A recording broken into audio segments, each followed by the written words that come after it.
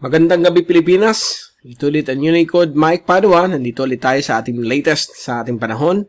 Lalo na po yung binabantay natin na meron tayong shallow LPA na yun sa silangan ng Mindanao at meron pang potential na mas malakas na LPA na posibleng mag-form sa southwest of Guam. Mamaya, pupuntahan natin yan. So, ito po yung ating Tagalog version ng ating weather analysis. Ngayong araw po ng Lunes hanggang Miyerkules, Nobyembre 15 hanggang 17, 2021.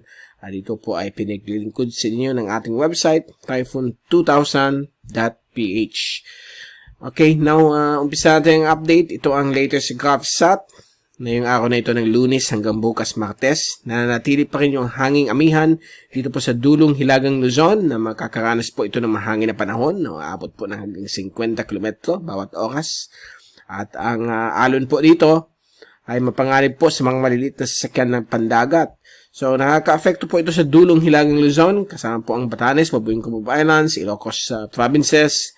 At dito po sa may area po ng katimugan bahagi po ng Cagayan, Isabela, Quirino, Aurora, Nueva Vizcaya, Mountain Province at Ifugao, magiging pong maulap po dyan ang papawirin na may mga potential po ng mga thunderstorms, mga ulan.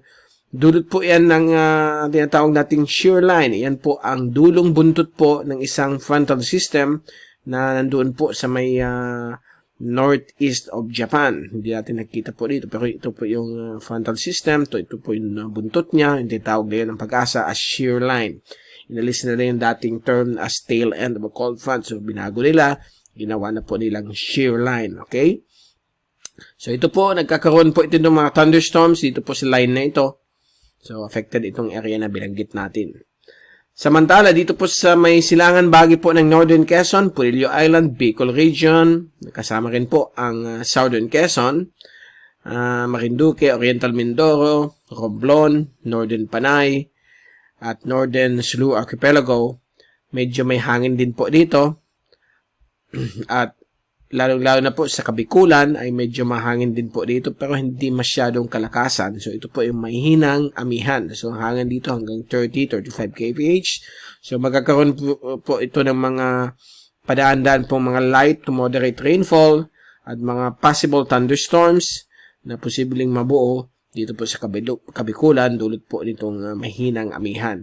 So nagko-converge po ito sa trough nitong shallow LPA. So, meron tayong shallow LPA, okay? Nag-form po ito, galing po ito sa western edge ng Intertropical Convergence Zone nung nakaraang Biyernes. Pinakita natin sa inyo yung ulap. So, ito po ay naging mahinang LPA. At sa kasulukuyan, nasa 400 km po siya sa silangan ng Mati City, Davao Oriental. At ang kanyang trough po ay medyo malawak. Nagbibigay po ito ng mga ulan, mga thunderstorms sa malaking bahagi po ng Kabisayaan, lalo na po sa may Eastern Visayas at sa malaking bahagi din po ng Mindanao. Extending po yan hanggang dito po sa may Sulu Archipelago, sa may katimugan bahagi at sa iba't ibang bahagi po ng Palawan, Calayan Island Group hanggang dito po sa may area po ng Gulf of Thailand. So, yan po ang trough nitong shallow LPA at inaasahan po itong babagtas po ng Mindanao at Southern Sulu sa loob ng 24 hanggang 48 oras itong shallow LPA. Hindi po ito inaasahan magiging bagyo sa loob ng 24 oras dahil po napakahina lamang po siya. So, probability po nito ay halos nasa 0% na maging bagyo. Okay? Now, ito po yung babantayin natin the next few days. Itong surface trough na dumadaan na yun sa may katibugan bahagi po ng Guam. Ito po ay may potential na maging isang hindi na po bagyo, okay? Dahil po sa pinapakita na yun sa latest update ng mga computer models, medyo humina po ang kanyang intensity at wala na pong recurvature na magaganap. So, yan po ang medyo hindi masyadong good news. Dahil po ang latest na yun, lalapit po ito sa may Eastern Visayas at Kabikulan. Magpapaulan po sa atin na yung darating na weekend. So, ang medyo good news po, hindi po siya magiging bagyo, but hindi natin alisin ang probability, ang potential na baka maging, siguro mataas na yung tropical depression. Okay, pwede pa rin siya maging bagyo, so hindi natin sure pa as of this time. Nasa 50% ang probability. Dahil po sa darating weekend pa po ito mangyayari. So, we have 4 to 5 days to check it out kung talagang magiging bagyo po siya. Ba't pabantayin po natin yan? Since panahon ng La Nina, medyo mainit ang karagatan po dito, baka magkaroon po siya ng intensification. But expect natin magdadala po itong grabing ulan sa Kabikulan at Eastern Visayas base po sa pinapakita nitong mga computer models. Dahil po mag-stationary po siya, hihila po dito ang kanyang takbo at magbibigay ng ulan. Okay, so antabayan natin yan na yung darating pong Miyerkules at sa Friday. Okay, so ito po yung ating fast animation. So makikita po natin itong shallow LPA na bibigay ng mga ulan sa southern at central Philippines. At ito naman po yung surface trough na binabantayan natin na posibleng maging isang low pressure area para sa darating na weekend.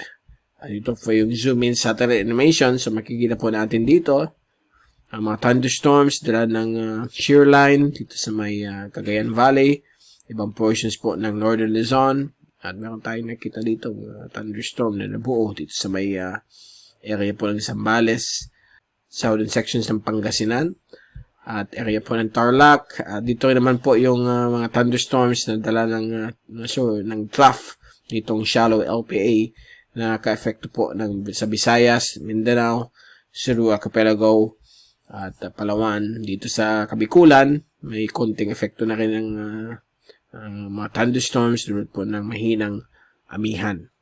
At ito po yung rainfall accumulation sa susunod na 3 araw hanggang Miyerkules. Ito po yung mga ulan sa may Cagayan Valley. Dulot po yan ng northeast monsoon at yung tinatawag natin dulong buntot ng frontal system or shear line.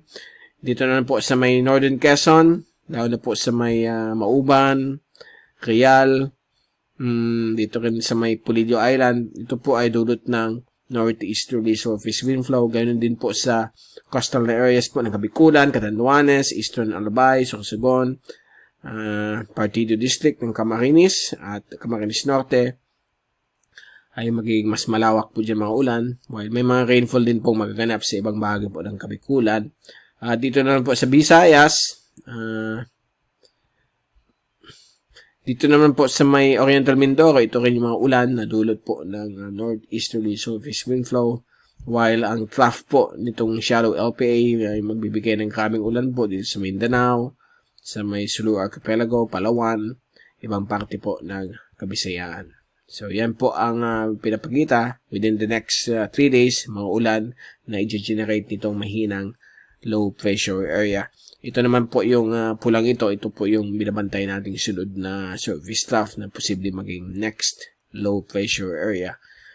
Ngayon, tingnan na natin ang mga computer models sa latest na yon. Gaya ng sinabi natin, ang medyo hindi na masyado good news dahil po lalapit ito sa atin, itong weather system na ito.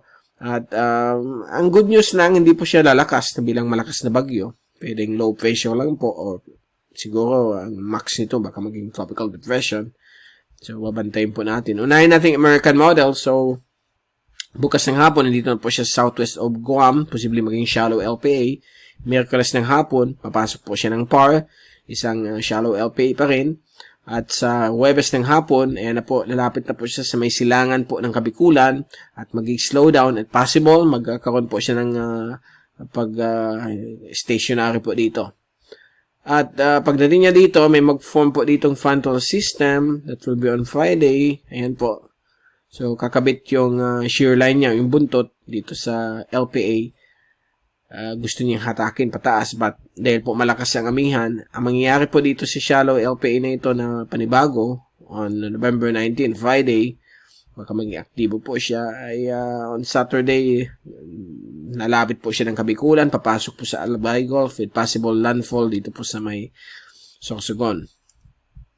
Okay, and on Sunday, malulusaw po siya bilang isang surface trough. So, yan po ang mangyayari. So, kahit na LPA po yan, yan ang sinabi ko, kahit hindi po siya maging bagyo, magbibigay po itong malalakas na ulan sa Kabikulan at Eastern Visayas. So, mag-iingat po tayo sa mga landslide, flash floods, dahil po, delikado po ito sa mga mamamayan natin na iniran po sa mga hazard-prone areas ng Bicol at Eastern Visayas. Alam natin na kahit hindi po yan bagyo, okay, gaya ni Usman, natunaw bilang isang low pressure, pero grabe pong ulan na binigay. May kakaroon po ng mga pagbabaha. So, yan ang medyo mahirap sa mga ganitong low pressure systems. Okay? So, yan po ang scenario. So, November 19 to 21, Friday to Sunday ay magkakaroon po tayo mga ulan. Doon po yan ang tinatawag nating low pressure area. Okay?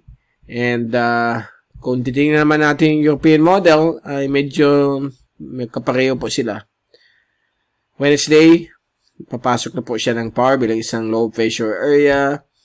Then, ayan po, on Thursday, lalapit po siya sa may east of Visayas bilang isang active LPA at posible maging isang tropical depression. So, nakikita po natin atmospheric pressure. But on Friday, November 19, same din, may form na frontal system. Ang kanyang shear line o yung buntot, kakabit po dito sa low pressure area sa may east of Bicol, kaya mag-stationary po siya. Kaya lang lalakas po yung amihan at ito po ay posibleng tatahak po siya papuntang southwest. So, delikado po ang Eastern Visayas at Kabikulan. Magbibigay din po ang mga ulan. And on Saturday, ayan na po siya, lalapit po sa Eastern Samar. Hindi po siya sa Bicol, kundi sa Eastern Samar. Okay, kung tinitin natin ng Saturday, itong dalawang model, American model, balik natin, dito po siya sa may east of Bicol, sa may Albay Gulf.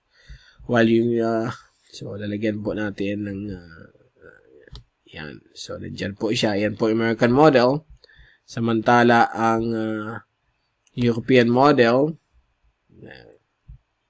yan po siya sa may east of Eastern Samar. So, dito yung European model, samantala, dito yung American model. So, halos magkapareho po ang kanilang tracking.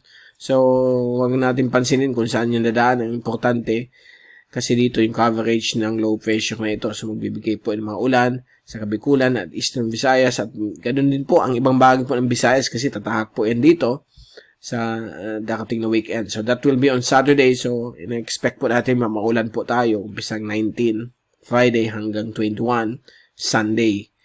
Okay? So, on Sunday, ang ECMWF na dito na po sa may Cebu area. So, possible maging isa na lang siyang shallow LPA o pwede maging surface trough, but expect natin mga ulan po dito. So, medyo delikado po ito sa mga low-lying areas. Tingnan natin yung rain forecast. Yan, kita ninyo ha. Yan po yung European model. Saturday, yan po yung mga ulan. So, kahit nasabihin natin dito lang naman yung ulan wala sa Bicol, hindi natin sure. Kasi malayo pa po yan, 5 to 6 days from now, magbabago po yan. So, yung mga ulan na pwede generate itong LPA. Let's hope and pray na hindi masyado ang ulan at dito. Since nasa La Niña phenomenon po tayo.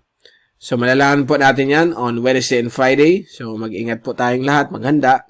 Dahil po, papalapit po itong low pressure area na hindi itong shallow, okay? Kasi tatahak na dito ng Mindanao bukas hanggang sa Miyerkules. Yung isa ang pamantayin natin simula Friday hanggang Sunday. So, we'll keep you updated. Malalaman po ninyo ang latest. So, sa Miyerkules, may mga bago tayong information yan. So, sana magka-curve o matunaw pa lalo. Okay? So, let's all pray na sana hindi na po maka-affecto sa ating bansa.